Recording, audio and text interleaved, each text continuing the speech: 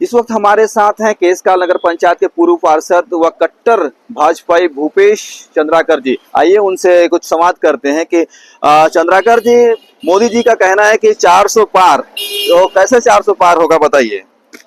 मोदी जी सभी लोगों को लेकर चलने वाले हैं, इसलिए वो पूरे कॉन्फिडेंस से बोल रहे हैं 400 पार। उनकी जितनी भी सारी योजना है सभी वर्गों के लिए बनाया गया है और उनका विकास, उनका काम देश के लिए दिखता है। आम लोगों में उनके प्रति जो प्रेम है, अपार प्रेम, जो आज तक किसी प्रधानमंत्री को नहीं मिला, इतना प्रेम। उनका फैन फॉलोइंग इतना शानदार है कि कार्यकर्ताओं, भारतीय जनता पार्टी के कार्यकर्ता को छोड़कर भी लोग, अगर हम उनके घर भले गए चुनाव प्रचार के, लेकिन उन्होंने खुद मोदी जी के लिए स्वागत किया कि हम मोदी जी को देंगे। यहाँ तक कि हमारे बहुत सारे कांग्रेसी भाई भी इस बार मोदी जी को देखकर वोट कर रहे हैं। तो कुछ तो बात है, इसलिए मोदी जी कह रहे हैं कि 400 पार। कुछ युवाओं का कहना है कि गठबंधन की सरकार बन रही है, इंडिया गठबंधन की, इस पर क्या कहेंगे? देखिए, सब आदमी आज की डेट में ऑप्शन देखते हैं कि इस देश को चलाने के लिए, देखो देश की बात है, राज्य की नहीं, देश को चलाने के लिए देखते हैं कि सशक्त कोई भी हो। आज एक नायक चुनना चाहता है, सशक्त नायक चुनना चाहता है। कोई 10 कैप्टन नहीं चाहते, वो चाहते हैं एक कैप्टन चले और उनके एक का निर्णय।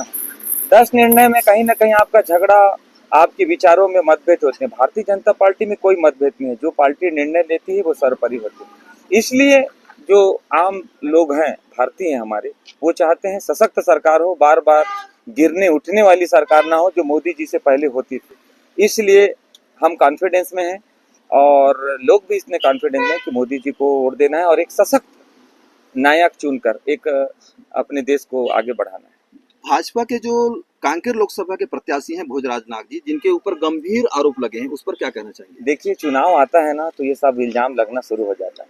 क्या आप ही बताइए, चुनाव से पहले, इससे पहले भी वो विधायक थे, कोई इल्जाम लगा था? तो ये आरोप प्रत्यारोप लगते रहता है।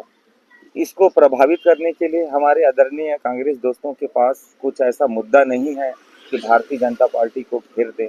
तो ऐसे छोटे मोटे कुछ ऐसे मुद्दे बनाकर इस चुनाव को प्रभावित करने की कोशिश कर रहे हैं, लेकिन आम जनता इस चीज़ को जानती है और बड़े शांतिपूर्वक से इस विषय पर कोई भी ऐसा आम लोगों की कोई राय और सोच नहीं है। वो जानते हैं चुनाव के समय ऐसी कुछ बातें होती रहती है और वो इस सब सोच को हटाकर विकास में और मोदी जी को और भारतीय जनता पार्टी के अब तक के किए हुए काम को देखकर वो भाजपा को वोट करते हैं। भाजपा की सरकार में मोदी जी जैसे प्रधानमंत्री बने थे और उन्होंने प्रतिवर्ष 2 करोड़ लोगों को रोजगार देने की बात कही थी 2014 में, 2019 में, लेकिन अब तक लोगों को रोजगार नहीं मिला है। इसका नुकसान क्या भाजपा उठाएगी? देखिए, क्या होता है, रोजगार का मतलब ये होता है कि नौकरियां नहीं होता। रोजगार का मतलब ये होता है कि आप उसको नए नए अपना एक खुद का उद्योग खोलने के लिए प्रेरित करें। जैसा कि आप सभी जानते हो भैया कि अपन जब कोरोना काल में फंसे थे तो हमारी सारी सामानें चीन से ज्यादा आता था, लेकिन आप अभी बोलेंगे 3000 नए कंपनियां बनी हैं और अभी तक के जो उनका नेट अर्थ है जो उनका कमाने का रहता है वो किसी का 1100 करोड़ 1200 करोड़। आप अभी टीवी में एक शो आता है शार्क टैंक, उसमें देखिएगा जो नए बने हैं ये कोरोना काल के बाद नए उद्योगपति बने हैं। तो उन्होंने प्रेरित किया कि भारत में हमें खुद का छोटे मोटे उद्योग खोलकर उसको आगे बढ़ाना है, चाहे जैसे भी प्रकार के। उन्होंने प्रेरित किया। आज बहुत सारी कंपनियां जो बनी हमारी भारत की और जो निर्माण कार्य बाहर से आते थे, खासकर चीन से आते थे, अमेरिका से आते थे, वो नए उद्योग हमारे भारत में शुरू है और निश्चित ही हमारे यहाँ बहुत सारे लोगों को उससे रोजगार मिला है। जी, बहुत बहुत धन्यवाद आपका।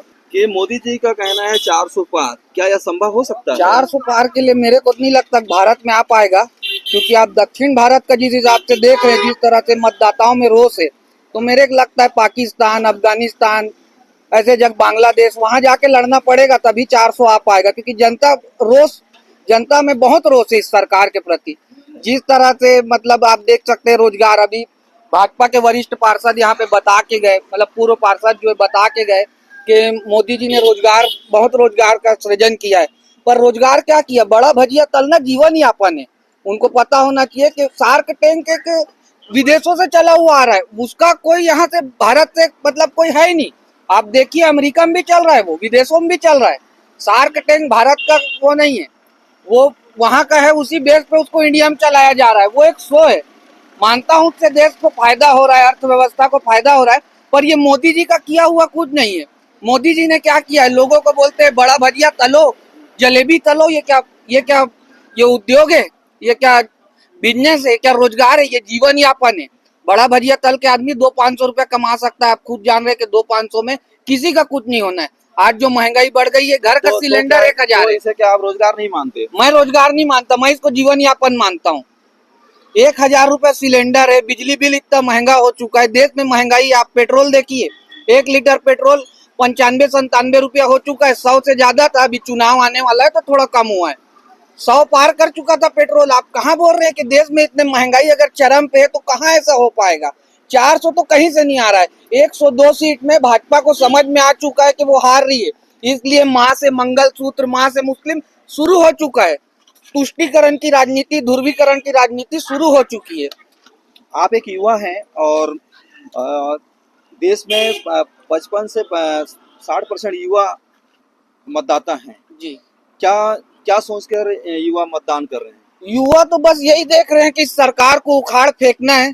युवा भाजपा के खिलाफ वोट करने आ रहे हैं। इंडिया गठबंधन सरकार बना रही है, कहीं से भी भाजपा नहीं आ रही। 200 पार करना मुश्किल है, और 400 पार का जुमला जो आपका पहला सवाल था, उसके लिए पाकिस्तान, अफगानिस्तान सब जगह से लड़ना पड़ेगा, बांग्लादेश, तब 400 कहीं हो पाएगा। क्योंकि दक्षिण भारत तो दिखा दिया है, तमिलनाडु 39 में 39, इंडिया गठबंधन। पूरे देश में मोदी लहर चल रही है और आप ऐसा बयान दे रहे हैं। कहीं नहीं है मोदी लहर, कहाँ है? अगर मोदी लहर रहता तो क्या मैं आपके पास इतना बोल पाता?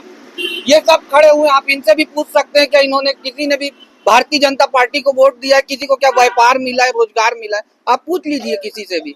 तो मोदी जी तो कहते हैं कि इस बार 400 पार। कहीं से नहीं हो रहा है। मैं तो आपको पहले बोल रहा हूँ, अफगानिस्तान, पाकिस्तान, बांग्लादेश सब जगह लड़ना पड़ेगा, तब हो पाएगा। भारत में नहीं हो पाएगा। भारत की जनता त्रस्त हो चुकी है, महंगाई से, भ्रष्टाचार से त्रस्त हो चुकी है, जी, ये बेरोजगारी से। युवा मतदाता जिन्होंने अपना पक्ष रखा, आपको बहुत बहुत धन्यवाद। धन्यवाद।